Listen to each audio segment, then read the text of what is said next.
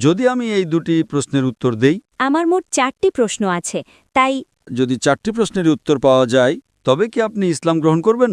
Sorry যদি 100% নিশ্চিত হন তবে কি ইসলাম গ্রহণ করবেন? Inshallah, I will accept Islam.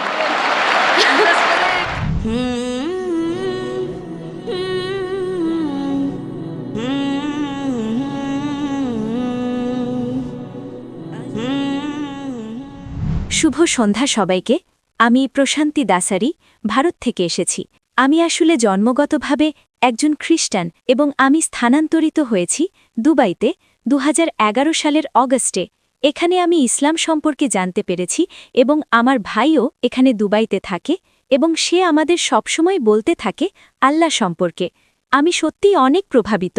সে আমার সাথে যে জ্ঞান শেয়ার করেছে তাতে আমি সত্যিই অনেক প্রভাবিত। তাই আমি পুরোপুরি নিশ্চিত হয়েছি যে ইসলাম একটি সোজাসাপটা ধর্ম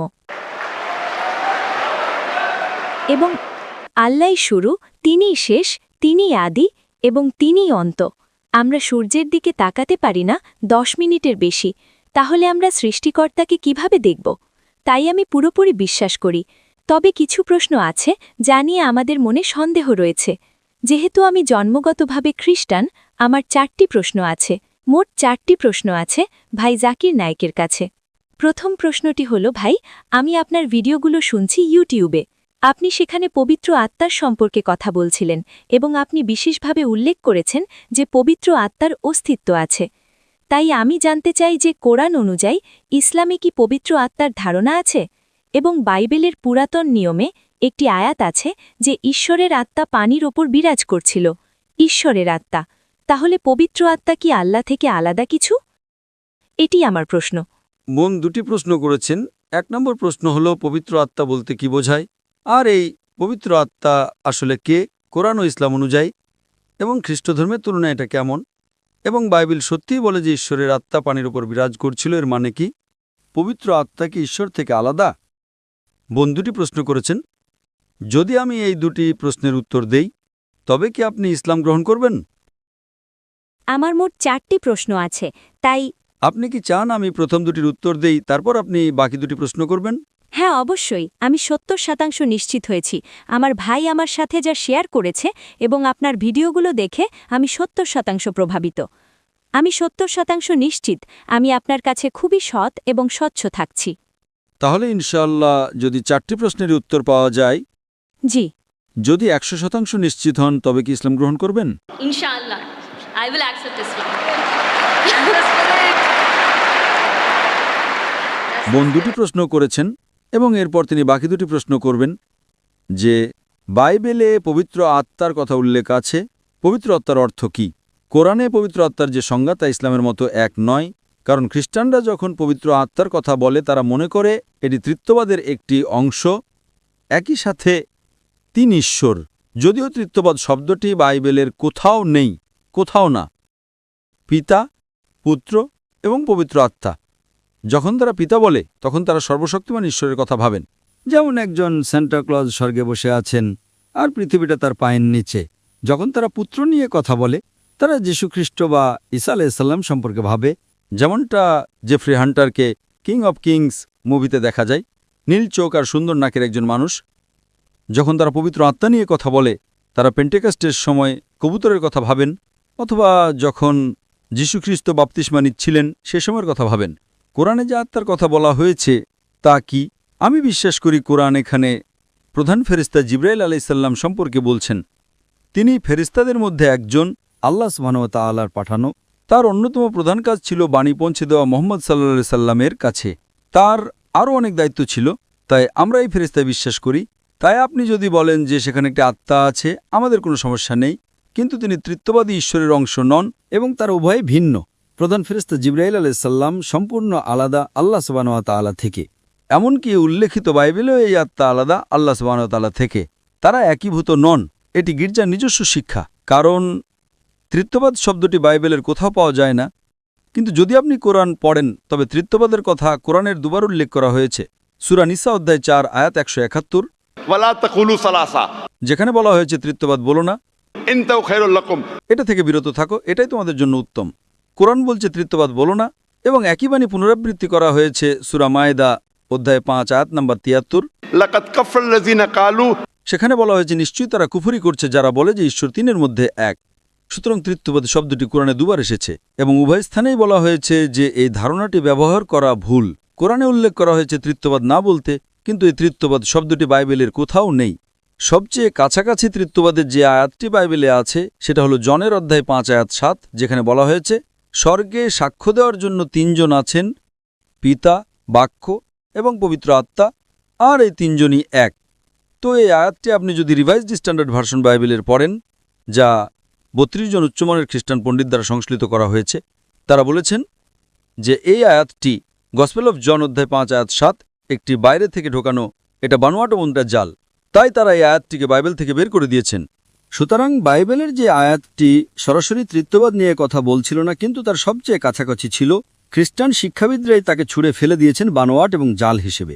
স্বাভাবিকভাবেই পবিত্র আত্মা এবং সর্বশক্তিমান ঈশ্বর এরা দুটি ভিন্ন সত্তা, তারা এক নয়। এবং কোরআনে বলা হয়েছে জিবরাইল আলাইহিস সালামের কথা, তিনি একজন ফেরেশতা আল্লাহ সুবহানাহু ওয়া তাআলার। আশা করি বিষয়টি আপনার কাছে পরিষ্কার হয়েছে বোন। Yes, brother. আমি আপনার বাকি দুটি প্রশ্ন জানতে চাই। হ্যাঁ, আমার তৃতীয় প্রশ্নটি পবিত্র আত্মার সাথেই সম্পর্কিত। সকল নবী বা আল্লাহর মানুষ, যেমন ইব্রাহিম, ইসহাক এবং মুসা আলাহিসাল্লাম, এই সকল নবী আল্লাহর সাথে যোগাযোগ করতেন। তারা আল্লাহর সাথে ভাব বিনিময় করতেন। আল্লাহর সাথে যোগাযোগ করার জন্য যেহেতু তারা সবাই আল্লাহর মনোনীত ব্যক্তি ছিলেন, তাদের অবশ্যই বিশেষ কোনো শক্তির অধিকারী হতে হয়েছিল। এটি হয়তো আল্লাহর অনুগ্রহ ছিল, তাই এটি একটি শক্তি, সেখানে বিশেষ কোনো শক্তি কাজ করেছে যাতে তারা আল্লাহর সাথে যোগাযোগ করতে পারেন। তো সেই শক্তিটা আসলে কি? তো এতকাল আমার ধারণা বা বুঝটা যা ছিল তা হল পবিত্র আত্মার সাহায্যেই সকল নবী আল্লাহর সাথে সুপারিশ করতেন। এটি কি সত্য? বোন প্রশ্ন করেছেন যে রসুলগণ সুপারিশ করেন সর্বশক্তিমান আল্লাহর কাছে। এরপর আপনি বললেন যোগাযোগ করা আল্লাহর সাথে। বোন, ইংরেজি শব্দ সুপারিশ করা আর যোগাযোগ করা দুটি ভিন্ন জিনিস। তো আপনার প্রশ্নটি কি সুপারিশ করা নাকি যোগাযোগ করা? সুপারিশ করা। সুপারিশ করার মানে হলো কেউ অন্য কারো হয়ে সুপারিশ করে। কেউ অন্য কারো হয়ে সুপারিশ করে। এখন আপনাকে বুঝতে হবে যে যখন আপনি আল্লাহ সুবহানাহু ওয়া তাআলার সাথে কথা বলেন, তখন আল্লাহ সুবহানাহু ওয়া তাআলার কারো সুপারিশের প্রয়োজন নেই। এবং আল্লাহ কোরআনে বলেছেন সূরা গাফির অধ্যায় নম্বর 40 আয়াত নম্বর 60, তোমরা আমাকে ডাকো, আমি তোমাদের ডাকে সাড়া দেব। আল্লাহ সুবহানাহু ওয়া তাআলার কাছে কারো সুপারিশের প্রয়োজন নেই। কেন? কারণ মানুষ উদাহরণ দেয় যে যখন আপনি বিচারকের কাছে যান, আদালতে আপনার মামলা পেশ করেন, তখন আপনি উকিল নিয়োগ করেন। একইভাবে আল্লাহর রসুলগণ হলেন আমাদের উকিল। তার ক্ষেত্রে এটা যৌক্তিক হতে পারে, একজন বিচারক যিনি মানুষ, কারণ বিচারক জানে না যে কে প্রকৃত অপরাধী, কে চোর, কে নির্দোষ। তাই উকিল বিচারককে এটা বুঝতে সাহায্য করেন যে কে অপরাধী, কে চোর আর কে নির্দোষ। কিন্তু আল্লাহ সুবহানাহু ওয়া তাআলা হলেন আলিমুল গায়েব। তা প্রমাণ করার জন্য তার কারো প্রয়োজন নেই যে কে ভালো আর কে মন্দ। তাই সুপারিশ করাটা ভুল। হ্যাঁ, কেউ দোয়া করতে পারে, একজন রসুল অন্য মানুষের জন্য দোয়া করতে পারেন। এবং আল্লাহ কোরআনে বলেছেন আল্লাহ সুবহানাহু ওয়া তাআলার কোনো সুপারিশের প্রয়োজন নেই, কেবল কিয়ামতের দিনে তাদের ছাড়া যাদের তিনি অনুমতি দেবেন। তাহলে শেষ বিচারের দিনে আল্লাহ সুবহানাহু ওয়া তাআলা বলছেন যে তিনি সুপারিশ করার অনুমতি দেবেন নির্দিষ্ট কিছু মানুষের জন্য। এবং এ বিষয়ে হাদিসে আছে যে এই বিশেষ অনুগ্রহটি নবী মুহাম্মদ সাল্লাল্লাহু আলাইহি সাল্লামকে দেওয়া হবে। সুতরাং আমরা যা জানতে পারি তা হলো অন্যান্য সকল ধর্মগ্রন্থের ইতিহাস এবং কোরআন এবং হাদিস থেকে যে আল্লাহর রসুলগণ সরাসরি যোগাযোগ করতেন আল্লাহ সুবহানাহু ওয়া তাআলার সাথে। তারা অন্যদের দোয়া করতেন। কিন্তু যদি আমরা নবীকে সুপারিশকারী হিসেবে ব্যবহার করি, অর্থাৎ যদি আমি প্রার্থনা করি আর মনে করি এই নবীর মাধ্যমে আল্লাহর কাছে যেতে হবে, নবীর আদেশ অনুসরণ করা ভালো, কিন্তু যদি আমি আল্লাহ সুবহানাহু ওয়া তাআলা ছাড়া অন্য কারো কাছে প্রার্থনা করি, যেটা অনেক মানুষই করে থাকে, তারা মানুষের কাছে প্রার্থনা করে এই ভেবে যে তারা সর্বশক্তিমান ঈশ্বরের খুব কাছের মানুষ। তাই যদি আমরা তার মাধ্যমে প্রার্থনা করি তবে ঈশ্বর কবুল করবেন আমাদের প্রার্থনা দ্রুত এবং ভালোভাবে। এটা ভুল ধারণা। আমাদের সরাসরি আল্লাহ সুবহানাহু ওয়া তাআলার কাছে প্রার্থনা করতে হবে। আল্লাহর এই নবীরা হলেন আল্লাহ রসুল। হ্যাঁ, তাদের বিশেষ ক্ষমতা আছে, তারা কথা বলতে পারেন আল্লাহ সুবহানাহু ওয়া তাআলার সাথে। এবং আল্লাহ সুবহানাহু ওয়া তাআলা মানুষের মধ্যে থেকে নির্দিষ্ট কিছু মানুষকে বেছে নেন তার বাণী অন্যদের কাছে পৌঁছে দেওয়ার জন্য। এই মনোনীত ব্যক্তিদের সর্বশক্তিমান ঈশ্বরের যাদের আমরা নবী বলি বা আল্লাহ রসুল বলি। সুতরাং আল্লাহ সুবহানাহু ওয়া তাআলা বাছাই করে নির্দিষ্ট কিছু মানুষকে পৃথিবীতে তার বাণী অন্যদের কাছে পৌঁছে দেওয়ার জন্য, তাদেরকে আল্লাহ রসুল বলা হয়। সুতরাং একটি যোগাযোগ থাকে রসুল এবং আল্লাহ সুবহানাহু ওয়া তাআলার মধ্যে। কিন্তু তার মানে এই নয় যে মানুষ এই রসুলদের সুপারিশকারী হিসেবে ব্যবহার করবে, যে যদি তারা এই রসুলদের কাছে প্রার্থনা করে তবে সর্বশক্তিমান ঈশ্বর আমাদের কথা শুনবেন। এটা গির্জার শিক্ষা, যা আপনি যীশুখ্রিস্ট বিশ্বাস করবেন আর আপনার সব পাপ ক্ষমা হয়ে যাবে। এই ধারণা ইসলামে নেই, এমনকি প্রকৃত খ্রিস্টান ধর্মেও নেই। এটা গির্জার নিজস্ব শিক্ষা বোন। আশা করি বিষয়টা আপনার কাছে পরিষ্কার হয়েছে। হ্যাঁ, আমার শেষ প্রশ্নটি হল, বাইবেলের নতুন নিয়মে একটি বই, বুক অফ অ্যাক্টস, সেখানে পল ভাষার অলৌকিক ক্ষমতার সম্পর্কে উল্লেখ করেছেন। নতুন নিয়মে এই অলৌকিক ভাষার সম্পর্কে আপনার বক্তব্য কি? মানে ইসলাম অনুযায়ী কি এটি পুরোপুরি বর্জন করা হয়েছে? এটি কি এখন নেই, নাকি সেই সময় জিব্বার উপহার অলৌকিক ভাষার অস্তিত্ব ছিল? বোন প্রশ্ন করেছেন যে পল জিব্বা সম্পর্কে বলেছেন। যদি আমাকে রেফারেন্স দিতে পারেন আমি ভালোভাবে উত্তর দিতে পারব। তবে সাধারণভাবে বাইবেলে জিব্বা সম্পর্কে অনেক বক্তব্য রয়েছে এবং আরও বলা হয়েছে। আপনি যদি গসপেল মার্ক পড়েন, সেখানে বলা হয়েছে যে কেউই একজন বিশ্বাসী সে বিদেশি ভাষা বুঝতে সক্ষম হবে এবং বিদেশি ভাষায় কথা বলতে সক্ষম হবে। তার মানে আপনি যদি ঈশ্বরে বিশ্বাসী হন তবে আপনি বিদেশি ভাষা বুঝতে এবং কথা বলতে পারবেন। যখন আমার বিতর্ক হচ্ছিল ডক্টর উইলিয়াম ক্যাম্পবেলের সাথে, তখন আমি ঠিক এটাই করেছিলাম। আমি তাকে একটি 100 টাকার নোট দিয়েছিলাম এবং ভারতের 100 টাকার নোটে আপনারা হয়তো জানেন যে যেহেতু আমাদের সেখানে 22টি সরকারি ভাষা রয়েছে, আমি ইংরেজিতে পড়লাম 100 রুপিজ, হিন্দিতে বলা আছে 100 রুপিয়া। আমি তাকে বললাম বাকি 20টি ভাষা পড়ে দেখান যদি আপনি বিশ্বাসী হন, এবং তিনি তা পারেননি। অনেক রেফারেন্স আছে কোরআনে ভাষা নিয়ে। আপনি যদি কোরআন পড়েন তবে কোরআন সূরা রুম অধ্যায় 30 আয়াত নম্বর 22 বলছে, আল্লাহ সুবহানাহু ওয়া তাআলা মানুষকে সৃষ্টি করেছেন বিভিন্ন বর্ণ এবং ভাষায়, যাতে তোমরা একে অপরকে চিনতে পারো, যাতে জ্ঞানবান মানুষেরা বিষয়টি বুঝতে পারে। তাছাড়াও কোরআন বলছে যে শেষ বিচারের দিনে আপনার জিহ্বা, আপনার অঙ্গ প্রত্যঙ্গ, আপনার হাত, এগুলো আপনার হয়ে সাক্ষ্য দেবে আপনি কি ঠিক করেছেন আর কি ভুল করেছেন তা নিয়ে। নবী সাল্লাল্লাহু আলাইহি সাল্লামের বিভিন্ন হাদিসে কথা বলা সম্পর্কে আলোচনা করা হয়েছে। সুতরাং কোরআনে জিহ্বা সম্পর্কে অনেক রেফারেন্স আছে, বাইবেলেও অনেক রেফারেন্স রয়েছে জিহ্বা সম্পর্কে এবং কিভাবে একজন বিশ্বাসীকে পরীক্ষা করতে হয়। আশা করি বিষয়টি আপনার কাছে পরিষ্কার হয়েছে বোন। ধন্যবাদ। এবং আমার শেষ প্রশ্নটি হল, আমার একজন মুসলিম বন্ধু আছে এবং সে আমাকে পরামর্শ দিয়েছে বাইবেলের পুরাতন নিয়ম পড়ার। সে বিশেষভাবে পুরাতন নিয়মটা আগে অনুসরণ করতে বলেছে এবং তারপর বলেছে কুরআন পড়তে। কিন্তু আপনি যেমন বিশেষভাবে উল্লেখ করেছেন যে কুরআন হল আল্লাহর দেওয়া সর্বশেষ ও চূড়ান্ত প্রত্যাদেশ, তাই একজন মুসলিম হিসেবে আপনি আমাকে কি পরামর্শ দেবেন? কারণ আমার বন্ধু মুসলিম হওয়ার সত্ত্বেও সে বলেছে আগে বাইবেলের পুরাতন নিয়ম অনুসরণ করতে এবং পরে কুরআন পড়তে। বোন প্রশ্ন করেছেন যে তার এক বন্ধু তাকে বলেছেন আগে পুরাতন নিয়ম পড়তে এবং তারপর কোরআন। বোন, এটি কোনো বাধ্যতামূলক বিষয় না। যদি পুরাতন নিয়ম এবং নতুন নিয়মের মতো কিছু থাকে তবে সর্বশেষ নিয়ম হিসেবে কোরআনও আছে। সুতরাং খ্রিস্টানরা যখন পুরাতন ও নতুন নিয়মের কথা বলে, জেনে রাখুন এটি হল আল্লাহ সুবহানাহু ওয়া তাআলার সর্বশেষ ও চূড়ান্ত নিয়ম। এখন আমি আপনাকে একটা প্রশ্ন করছি। অবশ্যই। উদাহরণস্বরূপ, আপনি মেডিকেল কলেজে গিয়েছেন। আমি নিজে তো মেডিকেল কলেজে ছিলাম। প্রফেসর কিথ মুর কিছু বই লিখেছেন এবং তার বইয়ের প্রথম সংস্করণ, দ্বিতীয় সংস্করণ, তৃতীয় সংস্করণ ছিল। তো আপনি কি প্রথম সংস্করণটি পড়বেন নাকি সর্বশেষ সংস্করণটি পড়বেন? আমি সর্বশেষ সংস্করণটি পড়ব। লেটেস্ট, ঠিক। হ্যাঁ, যদি আপনি সত্যি প্রথম সংস্করণটিকে অনেক ভালোবাসেন তবে আমি বলবো এতে কোনো সমস্যা নেই। আগে প্রথম সংস্করণটি পড়ুন এবং তারপর শেষ সংস্করণটি পড়ুন।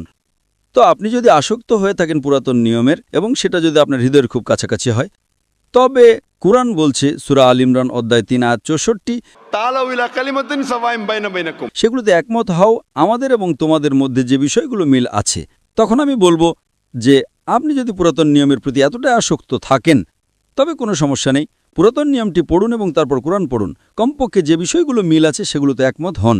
আর যখন আমরা পুরাতন নিয়ম, নতুন নিয়ম এবং কোরআন পড়ি তখন আমরা জানতে পারি যে এই গ্রন্থগুলোর মধ্যে সাধারণ মিলগুলো হলো নিশ্চয়ই ঈশ্বর মাত্র একজন এবং তিনি একমাত্র উপাসনার যোগ্য। তার কোনো প্রতিমূর্তি নেই, তিনি কাউকে জন্ম দেননি। সেখানে আরও বলা হয়েছে যে যিশু আলাইহিস সালাম কোনো ঈশ্বর নন এবং এই উভয় ধর্মগ্রন্থই বলে যে সর্বশেষ ও চূড়ান্ত রাসূল হলেন নবী মুহাম্মদ সাল্লাল্লাহু আলাইহি ওয়াসাল্লাম।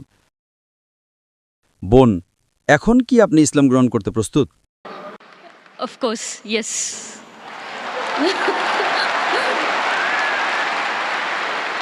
বোন, আপনি কি বিশ্বাস করেন যে ঈশ্বর মাত্র একজন? হ্যাঁ, আমি বিশ্বাস করি যে ঈশ্বর কেবল একজনই। আপনি কি বিশ্বাস করেন যিশু কোনো ঈশ্বর নন, বরং তিনি আল্লাহর একজন রাসূল? হ্যাঁ, আমি বিশ্বাস করি যিশু একজন রাসূল।